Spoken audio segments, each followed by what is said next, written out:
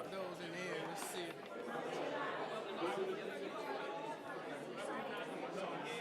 Be good.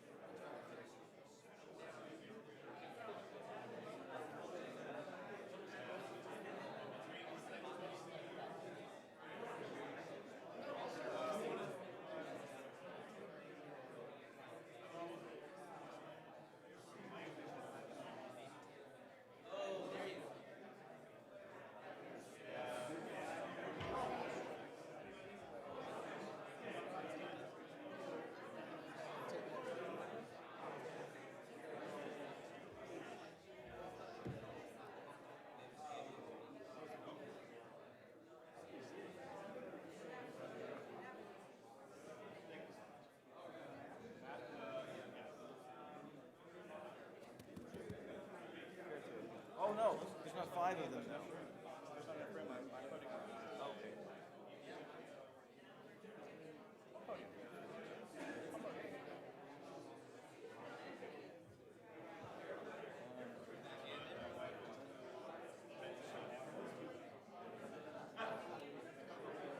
So Matt, we'll just just set it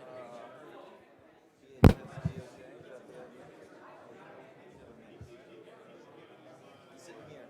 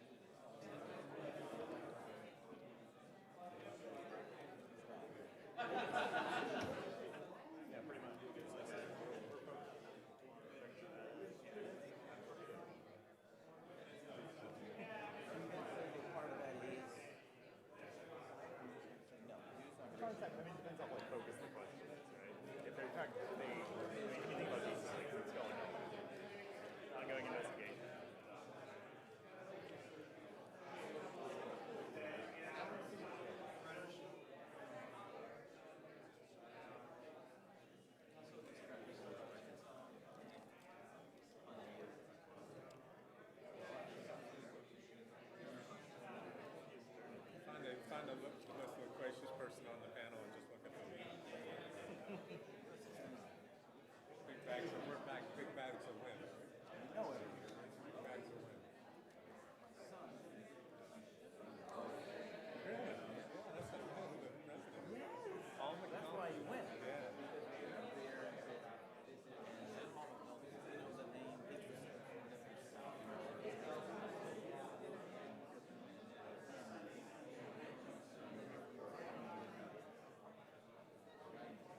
Really, that's nice. Yeah. check.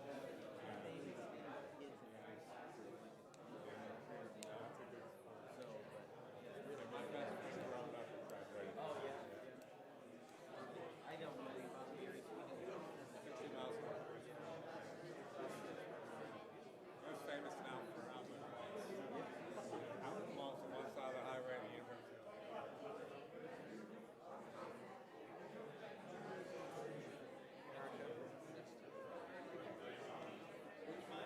Where did we locate this issue?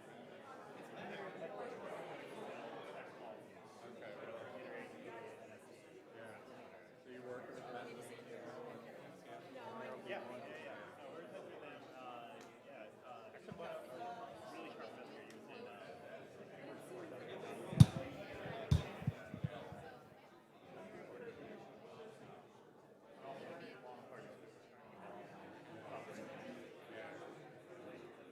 When I came to the job, Rough system. everybody from Washington. In a rough system.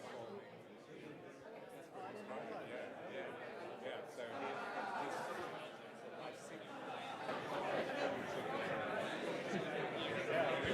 Kind of interactive.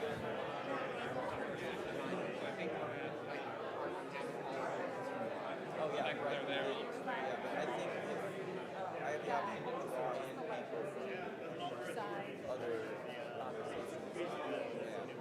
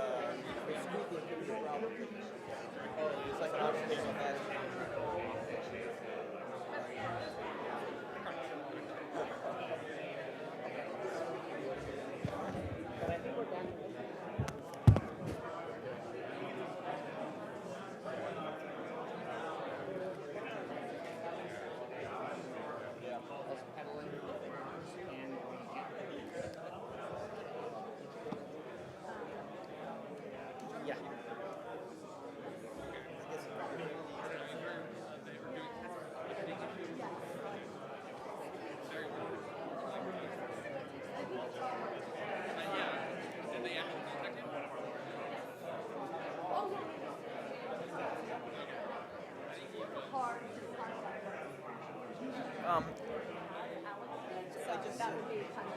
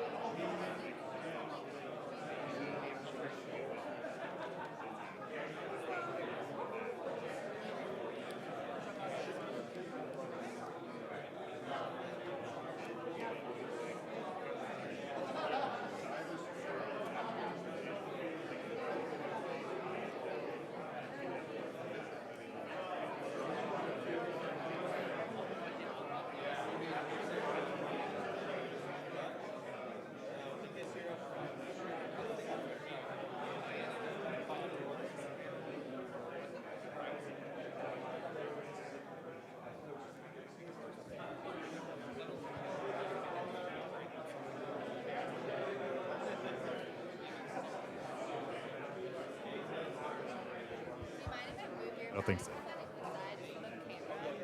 Sure, it's in the camera. We can just put it behind. This? Yeah. Is that, will that, is it might- still visible? No. Are you gonna stand them? Here, I'm gonna. Oh, okay. It's okay. She said to move it, so. Right here. I'm totally blame Behind her. your chair. Does that work? Okay. Cool. Fabulous. Is the mic on? Yes. Talk, you stand right behind me. Trying to get someone to put words in your.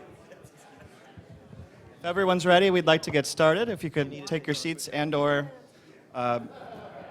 foreclose discussions.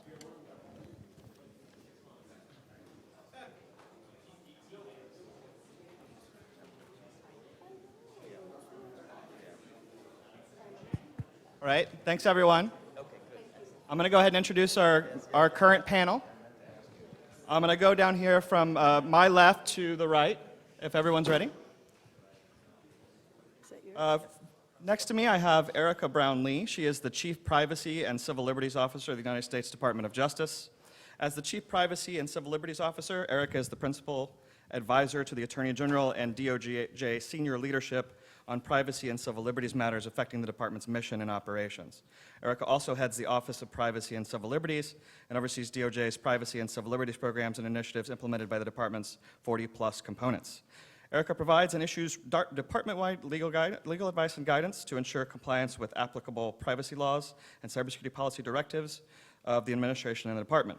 Erika also serves as chair of DOJ's Data Integrity Board and co-chair of DOJ's Data Breach Response Team. I probably also should say who I am. I'm Tim Starks.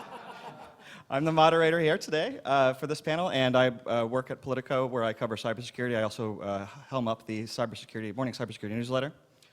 All right, now to the rest of the panel. Next to Erika here is Dan Sutherland. He is the General Counsel of the National Protection and Programs Directorate of the Department of Homeland Security, an organization responsible for cybersecurity, telecommunications, biometrics, and infrastructure resilience, operating with a budget of over $1 billion and a workforce of almost 4,000. He leads a division of 30 attorneys who negotiate complex technology agreements, provide daily operational support to the Cybersecurity Operations Center, advocate the agency's positions in litigation, draft and negotiate legislation, and response to audits and investigations. Next, we have David Hickton. He's the United States Attorney for the Western District of Pennsylvania. He was nominated by President Barack Obama and confirmed in 2010. Many of us know him in the cybersecurity world for bringing cases such as the 2014 indictments of 5 Chinese military hackers. David is a fellow of the American College of Trial Lawyers and a fellow of the Academy of Trial Lawyers of Allegheny County. He has been admitted before the United States Supreme Court, the Pennsylvania Supreme Court, the United States District Court for the Western District of Pennsylvania, and several of the U.S. Circuit Courts. And last but not least, we have Matt Noyes, who is the Cyber Policy Advisor for the U.S. Secret Service. In this role, he leads development of strategy and policy, primarily as it relates to conducting transnational cybercrime investigations to protect the U.S. financial sector and other critical systems. His previous cybersecurity work includes teaching graduate school courses on cyber policy and work as a consultant on cybersecurity risk management. Matt also supports the Office of the Secretary of Defense for cyber policy as an Army Reserve augmentee. He previously served on active duty as an infantry officer in Germany and deployed twice to Iraq in 2007 and 2009. Now, some of you have submitted cards. I'm going to actually just ask sort of one general one to get us started. We'll just go down the row. Anybody who has anything they want to say on it can. But also, if you have more cards, we'll take questions also later from people in the audience. If you want to raise your hand, we have some mics in the room. So first off, this is one of the ones that just kind of applies to everyone. The Washington Post just ran an article titled, "Government Lawyers Don't Understand the Internet. That's a Problem." The legal profession is struggling to adapt to the new technology that we're all confronting. What are your views on this? What can we all be doing to address this? Well, as a non-lawyer, I'm happy to pile on criticism. Well, I mean, I'd actually say that in some ways the law is not well adapted to the information age. So I wouldn't lay the blame at the lawyers. I'd put some of the blame on the law. And that's, I think, very, very broadly, I mean that, whether it's Fourth Amendment, Brandeis, CATS, copyright, trademark, intellectual property protection rules, Electronic Communications Privacy Act. I just think there's a lot of room to adapt the law to match the realities of the information age and how information flows today. You know, it strikes me most of the conversation today, I wouldn't say is necessarily about cybersecurity so much about how information security and disclosure and privacy applies to an information age in a digitized world. And so it's a big challenge, and I think closing that gap is a tremendous issue. Part of the story in our office in Pittsburgh is we have a real active in-house education program. And from inception in 2010, I put as part of it a digital proficiency component. So among the things that we have and have available are we teach 9 core digital competencies, which are really elementary, really. But in an office with hardy souls who still use yellow legal pads and refuse cell phones, that's necessary. The other thing we've done is we've put together a sort of recommended reading list of books that maybe all of you are familiar with. And then in addition to my responsibilities in Pittsburgh, I'm charged with chairing the cyber group for all of the U.S. attorneys. And so we did what I called immersion training in Pittsburgh last summer, where people from 41 offices as well as the components in Washington came to Pittsburgh, and we taught them how we built attribution. And we have 3 really signature cases. We have a lot of cases, but the Chinese PLA case was in May 2014. We did that, and then 2 weeks later, we did the Bogachev game over Zeus botnet. He's one of the most notorious cyber criminals in the world. And then last July, we did Dark Code, which is the cyber hacker forum. And so a lot of people were curious within the Department of Justice how you do that, so they came to Pittsburgh, and over the course of a day and a half, we taught that. So that's how we do it. I could talk about this for hours, so I'll make it short. Steve Bunnell is our General Counsel, and he mentioned this morning that he announced about a year ago that one of the 3 priorities that he had for the 1,800 or so lawyers that we have in the Department of Homeland Security is to improve their cyber literacy. And then he turned and looked at me and said, that's your job. Figure that out. Kieran hadn't come yet, so luckily he's come on here and helped as we've gone along. But so the first thing we did is we asked our colleagues, what do they want to know about? And I'll let you mull that one over a minute. What do you think they asked that they wanted to be trained on? And while you're thinking about that, just for a minute, I'll tell you the answer. But we had overwhelming response from lawyers. I mean, we have lawyers who do nothing at all associated with technology, immigration, people in immigration court, people in procurement, and every possible variety you can think of. As I said, there's 1,800 or 2,000 lawyers across the department, all over the country and probably the world. So every variety, and we've had just tremendous interest. For example, one day we invited Josh Goldfoot, who was here on an earlier panel, to come. I think he's done some of your training too, but to come and do a seminar, in-person seminar. It was easy to organize. Anybody show up who wants, and we had every seat in the room taken, 75 people in the room. That was really awesome. You never get that kind of thing in a brown bag, you know, from noon to 1. And then I had set up a phone bridge because I knew somebody from Kansas City or something wanted to call in. And immediately I was receiving emails from people saying, all the lines are taken on the phones. Can you add some more phone lines? And I said, how many phone lines did we have? 75 phone lines. So we had 75 in the room and another 75 on the phone from offices all over the country. So I knew there was more than 75 online. And we hadn't even promoted the thing. So every month we've been doing events like that and getting overwhelming response. Okay, so what do you think the first thing was that they wanted to know about? They wanted to know, how does the internet work? Now, we laugh. But think about that one for just a minute, really. So really what the lawyers are telling us is, I understand law. I do not understand that world. If I can understand that world, I can begin to apply law to that world. So that's what Josh came and did. He does a great seminar for prosecutors. How does the internet work for prosecutors? And then it was, as I said, so well received. We had a law professor from American University who's just across the street, and he teaches a cybersecurity law course. And the first 2 hours he does is, how does the internet work? So we had him come as well and do that. So was been really eye-opening for us. We've done some other things like hands-on exercises, a lot of field tours. We've gone out to see the Secret Service Training Center. We've gone to ICE's Cyber Crime Center and a lot of things like that, just to try to, any way we can, to try to drive up people's cyber literacy. But I would really like to talk to you about what you guys do, because we're trying to learn lessons. Okay.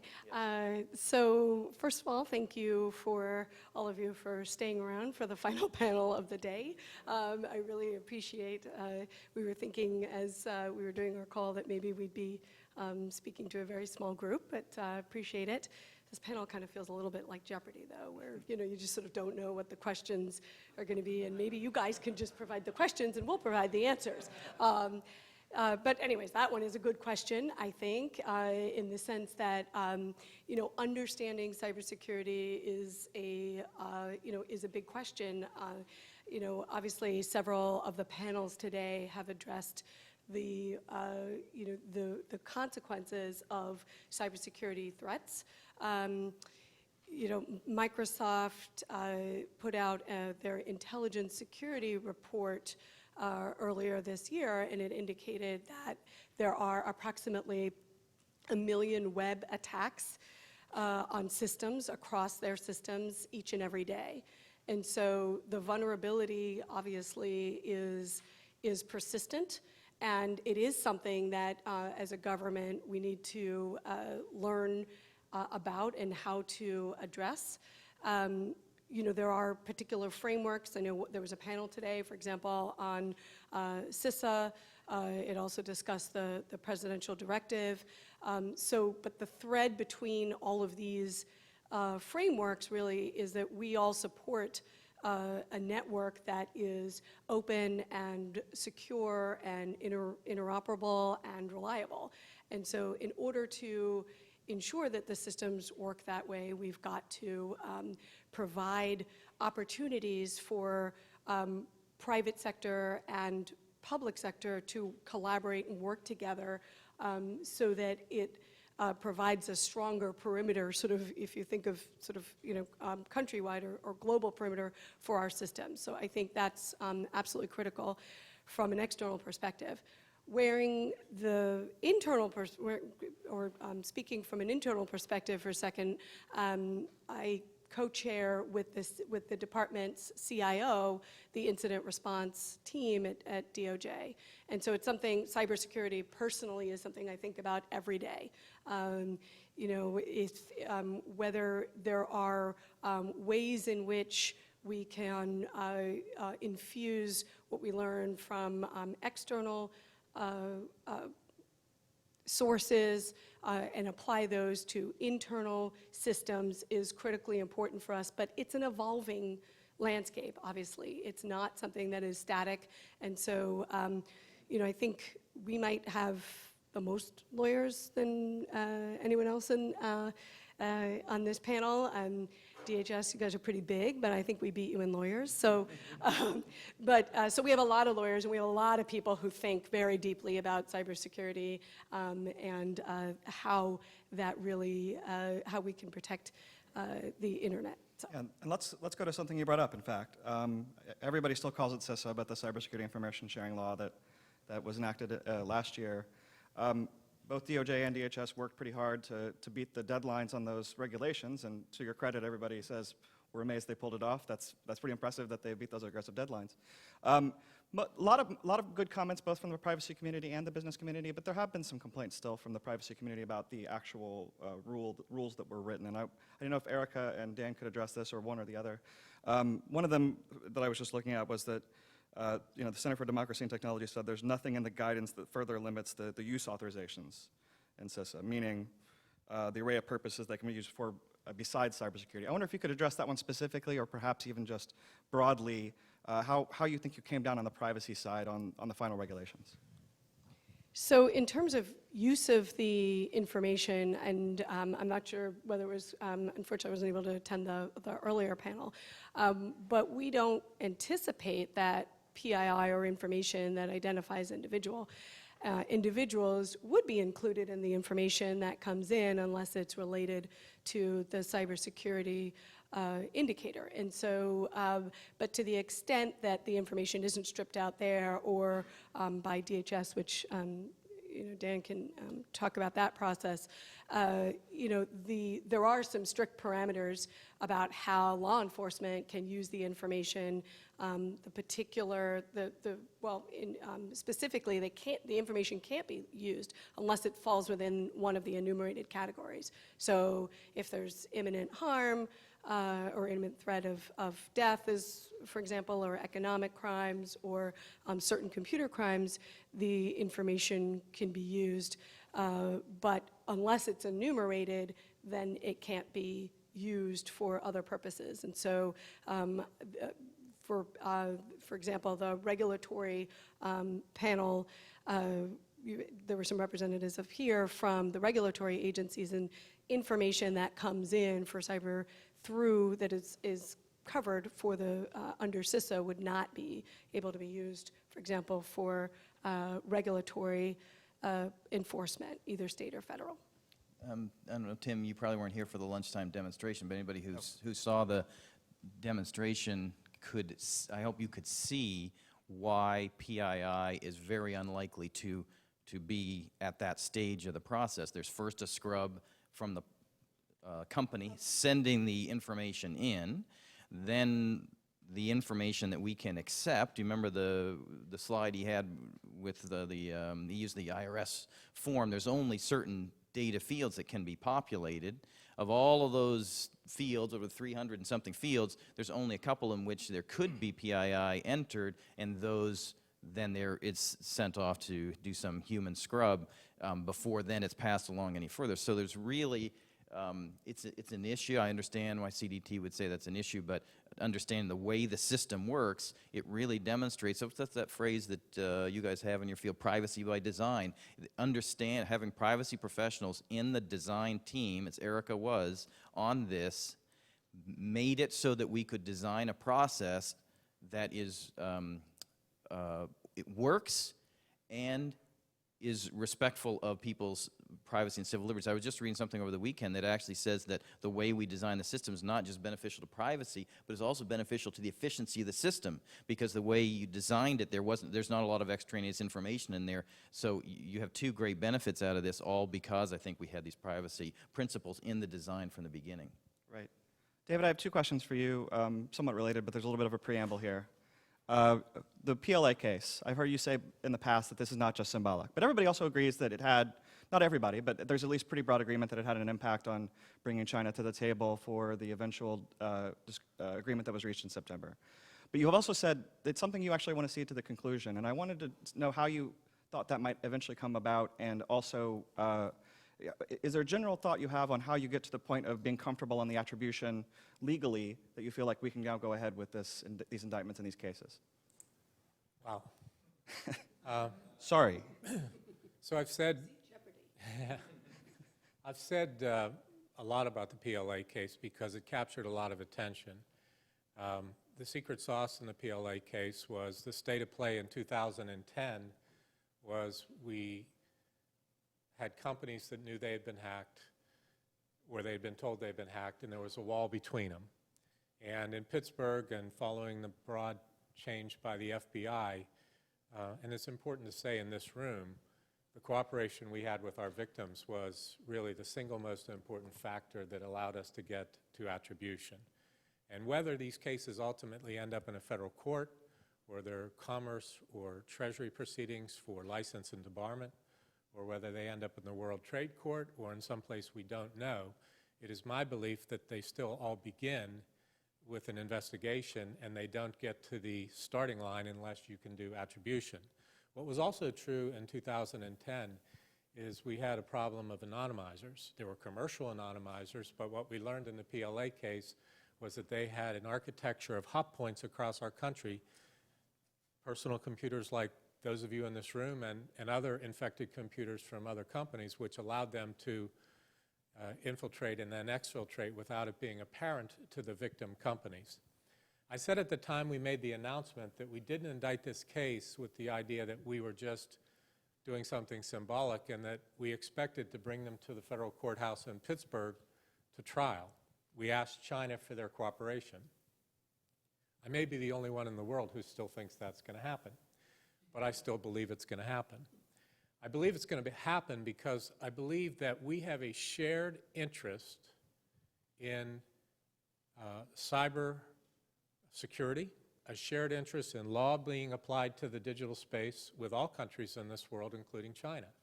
And I believe then and I believe now that it is not legal to steal in China, and that much of what has happened as a result of the case, which we could not forecast, which was there would be courage given to our Five Eye partners, there would be a G20 statement of principles, that President Xi would come here in September 2015 and announce that theft of intellectual property was stealing and that China would not support it. All of those things are generally recognized to have flowed from that case.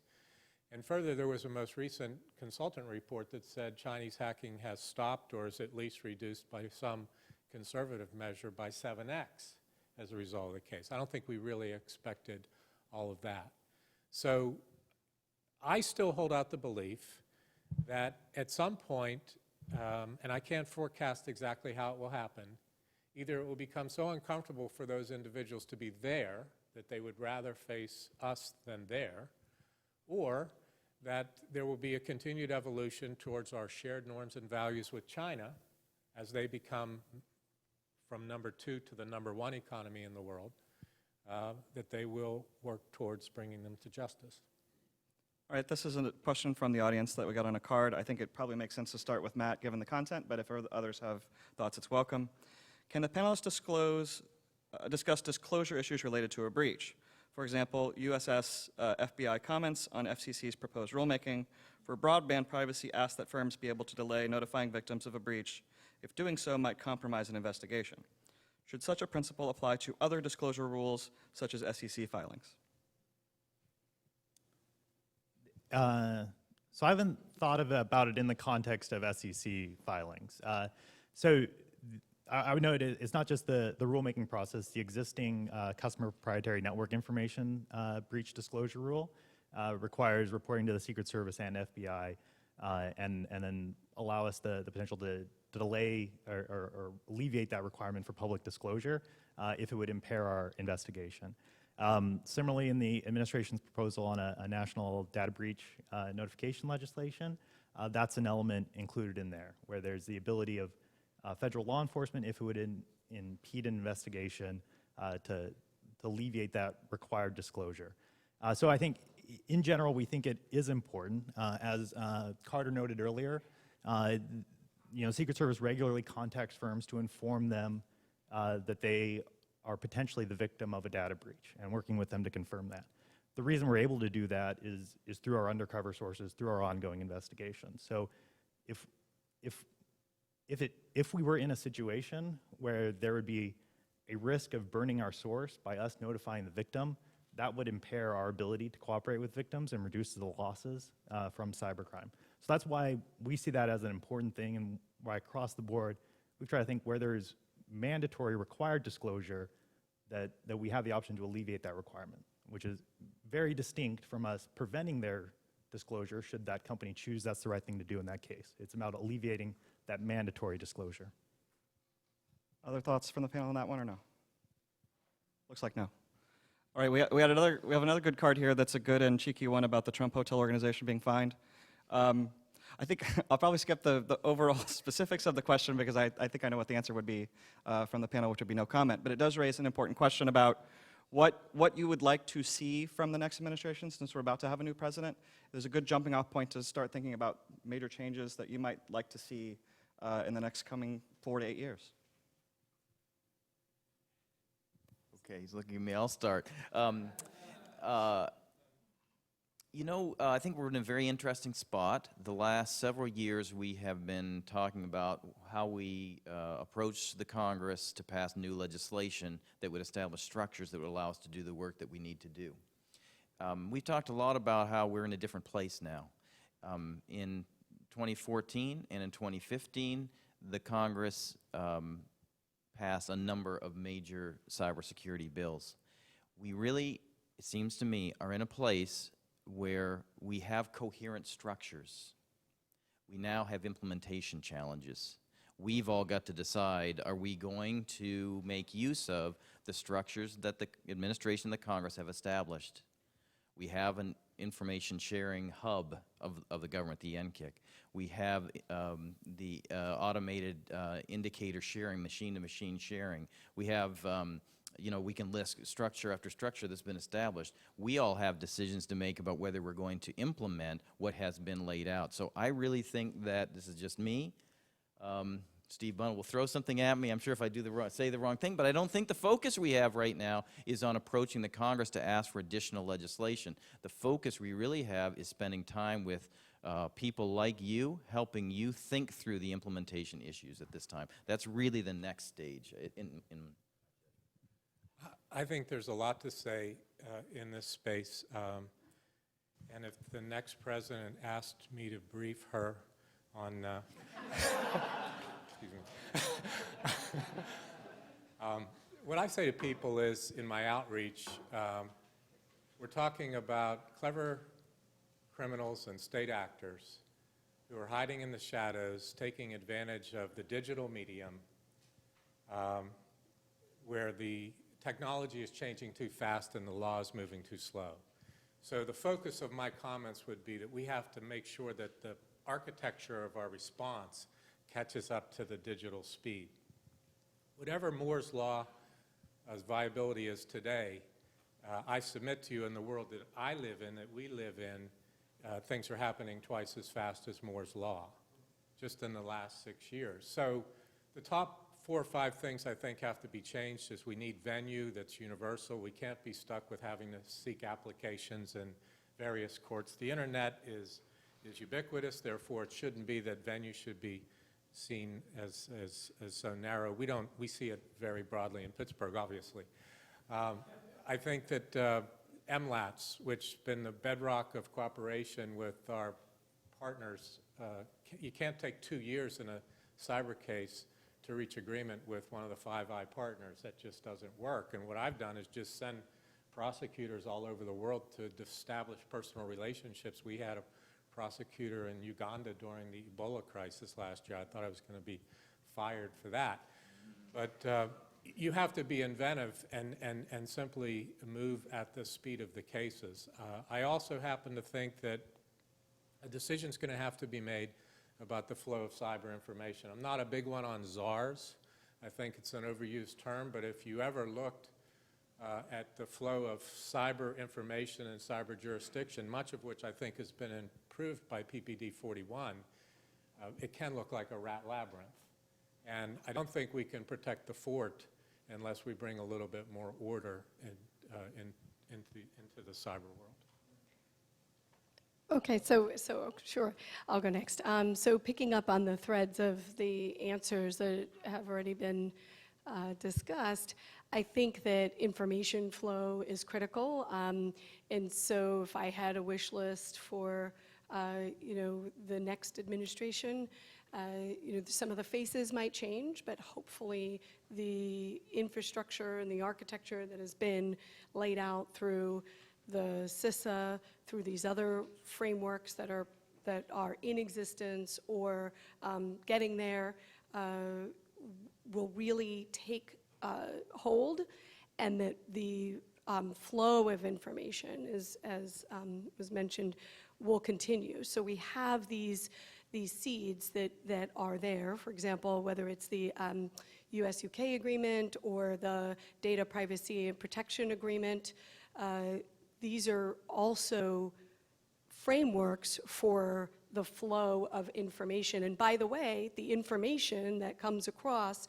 to law enforcement, whether it's through an agreement that's under the DPPA or under a US-UK agreement, all of that would actually help people in law enforcement and in the U.S. Attorney's offices prosecute these crimes. So there is a connection and a thread between all of these frameworks that, by the way, also have privacy and civil liberties protections baked in that sort of privacy by design. So, but one of the things I think that makes me optimistic about that is the level of commitment from all of the career staff that I've been fortunate to work with, across the government. It's just been really almost humbling to see the dedication and the level of commitment no matter what the result. And so, I'm encouraged by the signs, and I just hope that the momentum is able to be continued. I'll just add a couple things. I mean, there's a few outstanding administration proposals that should be addressed. I think a national data breach notification standard is an important one. Some of the updates to the Electronic Communications Privacy Act, addressing some of the issues this summer, which Erika just touched on. And then more broadly, I mean, increasingly the challenges that, and particularly we see this in cybercrime, we also see it in counterfeiting,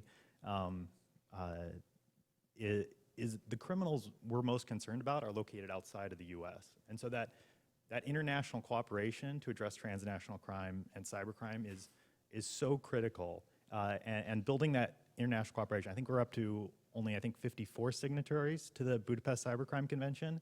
The pace of adoption there is I think, pretty disappointing, though I'm happy Canada and recently ratified, and I think Mauritius just signed or something. So continuing to expand that, and then companies, I think, are in an untenable spot in terms of the international landscape on controls of data flows.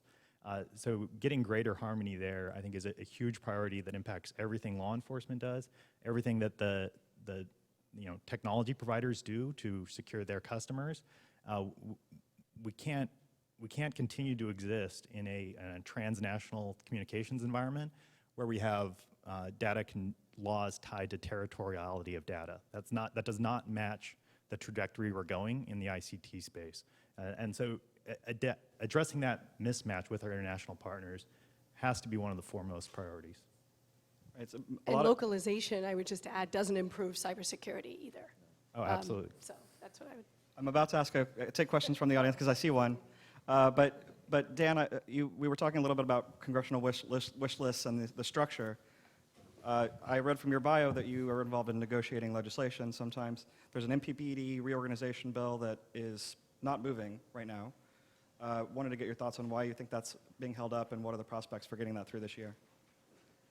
Well, I mean, we're hopeful. It's such a logical step. Essentially, for those of you who don't know, the National Protections and Programs Directorate is our organization. That term is void of meaning, isn't it? The National Protections and Programs Directorate is a term that does not give us mission and focus, and it was one that we created ourselves in 2007. So the Congress is thinking about, and actually the House has passed a bill Homeland has passed. House Homeland passed a bill last year that would change the name of our organization to Cyber and Infrastructure Protection. And that gives us a beginning of a vision and a mission and a focus for our 4,000 employees. So that's what we have been talking to the Congress about. They are spending a lot of time thinking about it. They have a lot of things they have to sort through they're our board of directors. And they have a lot of things they have to sort through as they think about how we're organized as a department, and we're one piece of that. I understand we're one piece of that. I think we haven't heard any opposition to the idea of changing the name or changing the structure of our organization. I think it's just a matter of the way the calendar works and the rest. So we still think that there are vehicles for it this year, and again, it makes sense to get us into the most advantageous position for us as a department to do the things we need to do in network defense. We need to be the best, most agile, nimble organization we can be, and that's the thinking behind that legislation. May I add, I think it's good to point back to Steve's comment in the last panel, that it really is more of interest to me anyway what the people in this room think the next administration should do, because we still have to always remember that the cyber intrusions come through the private sector. The access to do the investigations that are necessary, no matter what component is doing them and what form they will end up, go through the private sector, and our efficacy in getting to attribution is dependent upon the private sector. So it's really as much a private sector question as it is for government. That's why we were just about to go to the questions in the audience, in fact. Or at least, unless that was a greeting, a hi over there. Was that a question at hand? Yeah. I guess it's more of a comment. Yeah, welcome it. And I guess it was a little bit more of a knee-jerk reaction to the comment about this sort of globalization of the territorial aspects of information, particularly in the EU. The difficulty, I think, from the business community, particularly for international, multinational corporations, is that that's not going to change in the near future, right? Particularly for US-based multinational corporations, the difficulty is, yes, we want to help get the bad guys, right? But we have to do business in these other countries. So, I don't know how that's the world we have to live in, so how do we balance that from, helping the enforcement arm of it at the same time, being able to do business? The other sort of broader question I have, though, is it seems, and sort of looking forward, notions of privacy, even in our own country, seem to be changing, right? Or are changing. And one conversation I had recently was around the Telephone Communication Privacy Act, right? Particularly for retailers, right? So even in the consumer world these days, the consumers are wanting access to more and more of their own information, right? But at the same time, we have this TCPA that has, restrictions on, the information that people like retailers can share. I think going forward, I'm curious how the enforcement agencies and the, U.S. Department of Justice and Homeland Security, what do you all see sort of the crystal ball going forward in terms of these changing notions of privacy? Let me take a crack at that, because, and I appreciate both comments. I think the discussion we've been having about encryption has been too hot and not constant enough. And I think the FBI director has called for a more reflective conversation about that, and in connection with related questions like the Telephone Privacy Act. My frustration with the discussion so far is it doesn't tell the whole truth. And I usually ask people through rhetorical questions to try and draw out that truth. So when you talk about companies who feel that they're between a rock and a hard place dealing with the United States government and other governments, I want to know, are they being more compliant with the other governments at the same time they're beating us up?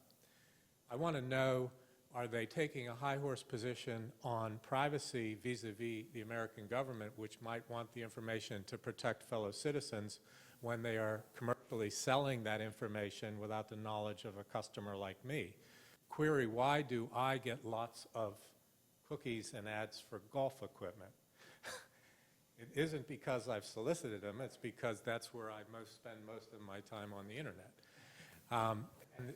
You know, I think that the further discussion that has to happen is, are we going to get some international norms on this? Because I recognize that there's virtually no company in America today that doesn't have at least the aspiration to be all around the world, and particularly in the untapped Pacific Rim. On your first point, though, I think if you just look at our banner cases, because there's been lots of them, but I talk about the three because they capture the most attention. We did China alone. We did Bogachev with 12 countries, including Russia and Ukraine while they were at war. And we did dark code with 20 countries, and we had 5 countries that had dark code envy. They wanted to get in afterwards. So that's 25. That's a growing consensus, and if you talk about 56 signatories now, I think what you're going to eventually find is that there is going to be common understanding about how, and you know, there is strength in numbers. When we did the China case, part of my job really was to manage the relationships with the victims, which again had been not even attended to before. Each of the 6 victims I had a different touch point with, and each of them had different concerns, but 2 of them, their number one concern is what happens if this goes haywire? How do we get our people out of, I mean, I could not ignore that. But there was strength in numbers, and I think that the more we do this, there's also, in addition to strength in numbers, there's a learning curve with this, and there's a marginal cost curve if you want to really analyze it along a business grid. You can't just walk in today and say, okay, we got it, we're going to do a cyber case. The more we do, the more we learn, the faster we can do it. And the aggregate body of information we understand about this complex matrix of actors is growing every day. I think that at the end of the day is why we're having this program today. We need all of the companies to tell us about all the threats if we're ever going to be able to understand the threat vector that we're talking about. And certainly I have seen in just our own work,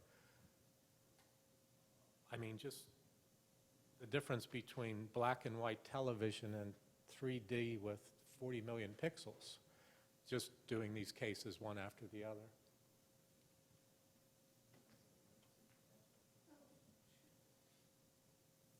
So there were a lot of points that were made in your comments and questions.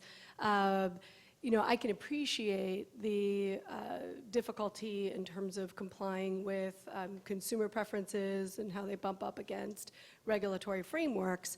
You know, the reality is, of course, is that we have sectoral laws and privacy in the U.S., and of course, that would be on everyone's wish list, I think, to try to figure out a way to harmonize, especially if you're a European and would like to see that.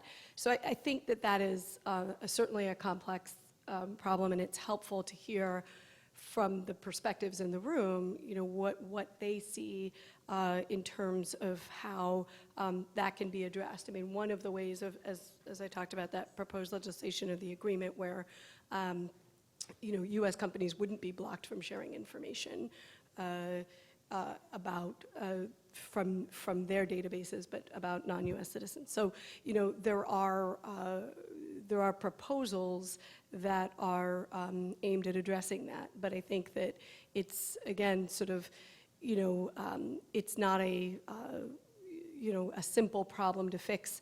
I think somebody else mentioned, David, you mentioned MLATs. You know, it's also an important tool. I don't think that it's binary, though, that in the sense that that's not a process that also needs to be addressed as a priority in terms of improvements. So I think that there are multiple tools and ways to address that, but the privacy implications, I think, are persistent. So I'll take that part, and then I don't know if you wanted to address the other section. Right, that's good. I think we had another question or comment back here. Tim, thanks. To the White House Commission, we advocated kind of 3 baskets, pushing the framework domestically and globally, implementing CISA and AIS, and then encouraging norms and deterrence.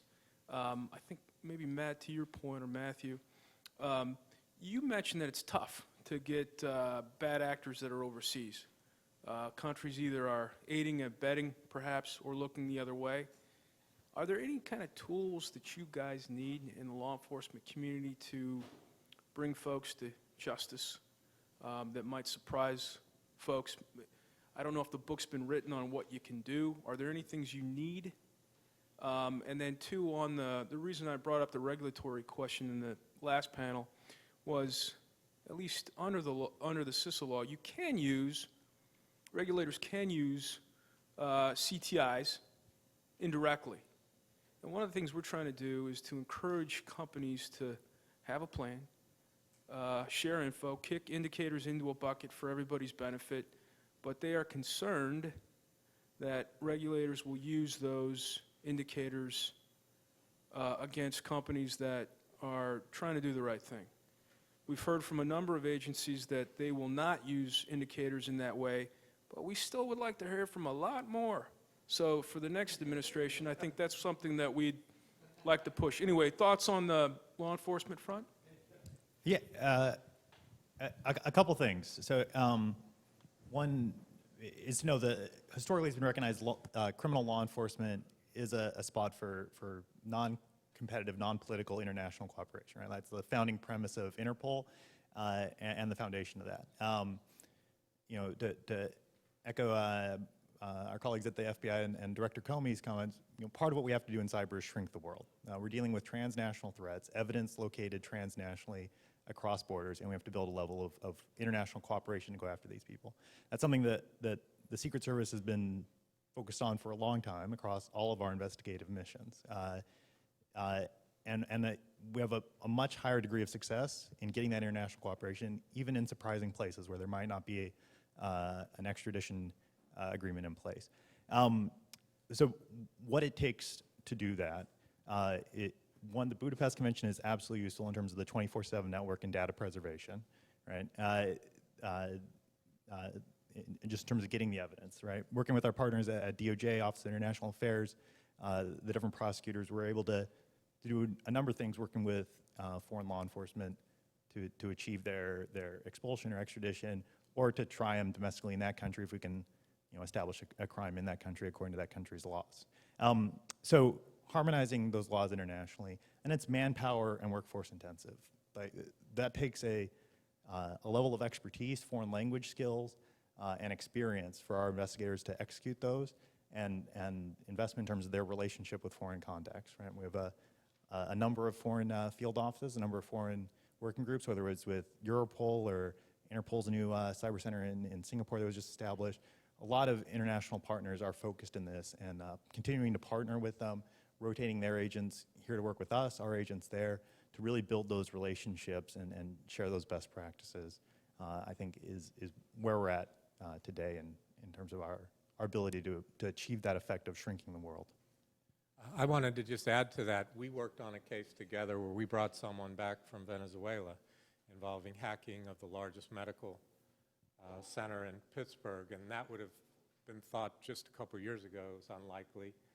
I use the reference to our work with drug cartels. 20 years ago, people said we didn't want to go after the drug cartels that were terrorizing Miami because it would tell them what we knew, it would anger them, it would make it worse, and you'll never bring them here. And now those drug dealers are in prisons in America, and Miami is a totally different place. So this is a bit of a campaign. I think you raise a very good point about the regulations, though. You might be surprised to hear that. But, you know, the NIST framework was developed through the Deputy Secretary of Commerce, Pat Gallagher, who was president of NIST, and he's now the president, chancellor of the University of Pittsburgh. My background... No, it always all comes back to It all comes Pittsburgh. back to I don't know how that Pittsburgh, is. My background is unusual for a U.S. attorney. I'm not career DOJ. I was a private practicing lawyer and representing Fortune 100 to Fortune 500 companies and companies beyond that. So when I hear someone say that you can look at these guidelines and develop your own standard of care, I know what that could possibly mean in civil litigation. It's not exactly a solution. I think that the guidance there is going to come from watching what happened in environmental litigation and liability, once the insurance industry came forward. And I think when the insurance industry comes forward with both feet in cyber insurance like they did in environmental insurance, it won't be perfect, but they will set norms. And whether you like it or not, cases will establish standards of care. And you know, my outreach has expanded from the CISOs to now the chief legal officers, the CEOs, and I do boards. And so obviously a very broad view of my job and do a lot of outreach. I think there's ample information out there right now to do a basic cyber hygiene, cybersecurity prevention program, but it's still going to evolve. On the CISA point, you know, I think that the Act is clear that we cannot give the cyber threat indicators or defensive measures to the regulators.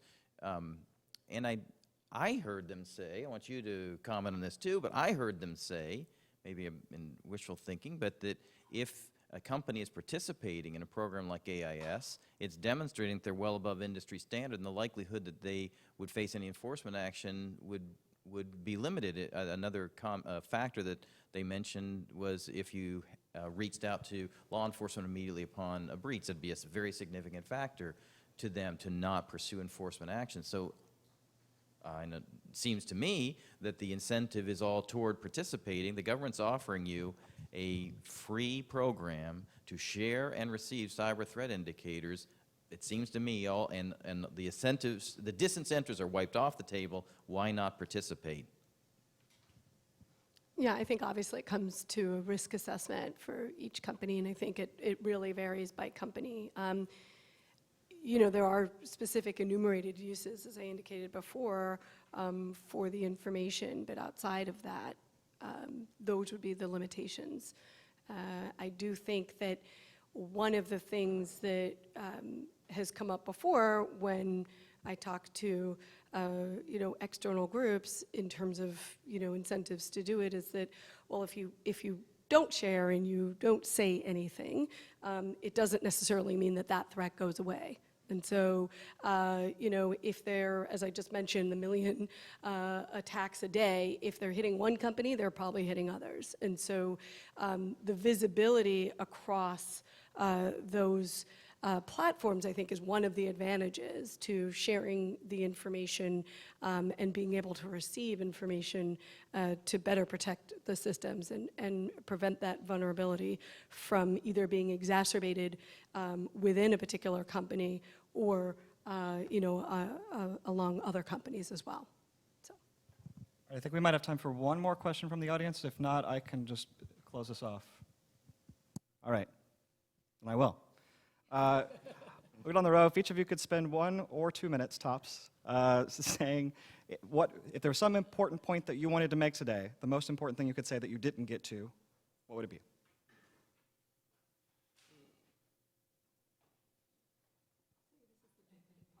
Yeah. Sure. Nobody has anything important, I guess. I'll jump in. I mean, I don't know. You know, the Secret Service has two narrow focuses as it relates to financial and payment systems, as it relates to our protective duties. And in either of those contexts, we may have worked with a number of different companies that are here, or their industry associations or private counsel. I hope that you had a good experience, and if not, you let us know. Like, we're committed to working very closely in partnership. We've great relationships across both sides, in my experience. So please don't hesitate to reach out to me or us if there's areas you see that we could improve on. We really see this as a partnership, and if you're not a member of our Electronic Crimes Task Force, I highly encourage you, if there's one in your area, because our commitment is absolutely addressing this in partnership, and that's one of the fortunate things in being a criminal law enforcement entity with very narrow jurisdiction, is we don't see competing interests, you know, unless your business is producing counterfeit currency. You should have no hurdle to work with us and nothing to fear. So, yeah. So reach out to your local office. If you haven't met someone from your local office, please do so. You can find it on the Secret Service's website. And I hope that there is a very strong and effective partnership there. If you're here, I think it's here because you know this. You're here because you know this is important, and I just want to reemphasize how important it is. It's important not only to you, but it's important to the country. It's not telling secrets that when you talk about dealing with nation states like China, Russia, North Korea, and Iran, and the different ways they come at us, and look at the association with hacking and the theft of our intellectual property and our industrial base, and the loss of jobs, manufacturing jobs in this country. I don't think you have to think very hard and long to realize how critical this is for us, for our children and our grandchildren. I guess I'll finish where I started, which is on the year of cyber literacy, that Steve gave us this charge a year ago, and so this event is the end of our year. We've done probably 12 or 15 different types of things to try to drive up our understanding for our attorneys, and now today for private sector attorneys on technology issues, cybersecurity specifically, data privacy, encryption, all sorts of issues like that. And at the end of the year, I'm realizing we have a lot of ground we have yet to cover. So a colleague of ours, Brian Finch, wrote an article in the Wall Street Journal in the spring that's saying that we really have to transform education of law students in law schools. We have to transform that. And that's a really fundamental question. It just illustrates for me that I think we all have a lot that we need to do to try to tackle this issue for our profession, for ourselves and for our profession. So I hope we'll continue to collaborate in these regards and try to make a difference, 5 and 10 years from now, so our profession grows with where our country is going, where society is going.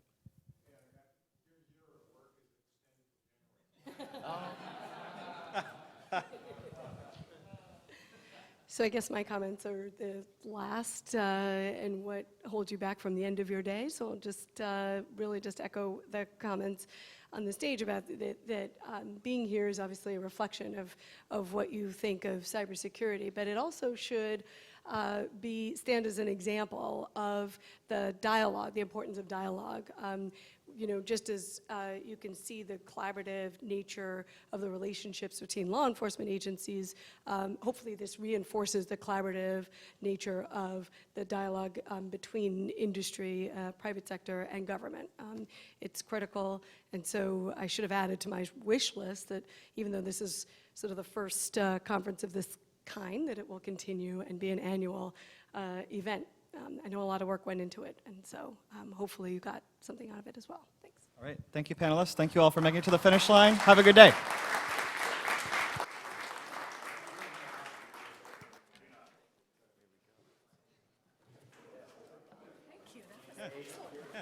Thank you. Appreciate it. Yeah, thank you.